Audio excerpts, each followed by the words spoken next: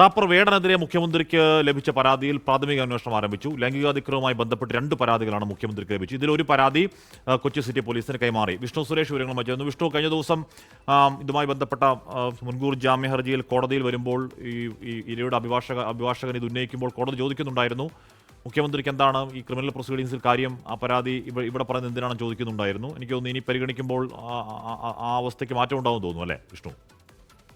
ഹാഷ്മി, ജാമ്യഹർജി പരിഗണിക്കുമ്പോൾ ഇതൊരു കേസായാൽ മാത്രമാണ് ഹൈക്കോടതിക്ക് മുമ്പിൽ വരികയും അത് പിന്നീട് അതിൽ ജാമ്യം എടുക്കേണ്ട കാര്യം കക്ഷി ചേർക്കുന്ന സാഹചര്യത്തിലേക്ക് പോകും. അതുവരെ ഇതൊരു കേസായില്ല എങ്കിൽ ഒരു പ്രാഥമിക അന്വേഷണം മാത്രമാണ് ഈ തിങ്കളാഴ്ച ജാമ്യഹർജി പരിഗണിക്കുന്നവരെ തുടരുകയാണെങ്കിൽ വേടൻ ആശങ്കപ്പെടേണ്ട സാഹചര്യമില്ല. പക്ഷേ ഇതൊരു FIR രജിസ്റ്റർ ചെയ്യപ്പെട്ടാൽ വേടന് കുരുക്കുമുറുകുമെന്ന കാര്യത്തിൽ ഒരു തർക്കവുമില്ല. 2 പരാതികളാണ് മുഖ്യമന്ത്രിക്ക് മുമ്പിൽ കേരളത്തിന് പുറത്തു പഠിക്കുന്ന വിദ്യാർത്ഥികൾ നൽകിയത്.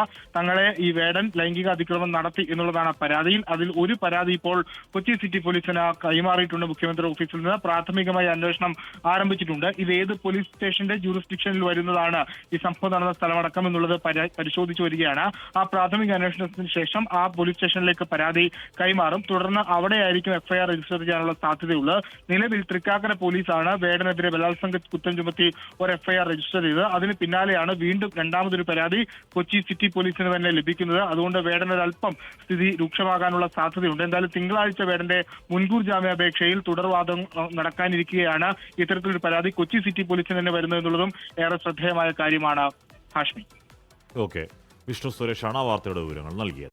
ലോകത്തെവിടെയായാലും ഏത് സമയത്തും 24 വാർത്തകളും ഓഗ്മെന്റഡ് റിയാലിറ്റി പാക്കേജുകളും എക്സ്പ്ലെയിനറുകളും വിശദമായി കാണാൻ ഞങ്ങളുടെ YouTube ചാനൽ നിങ്ങൾക്ക് സബ്സ്ക്രൈബ് ചെയ്യാം.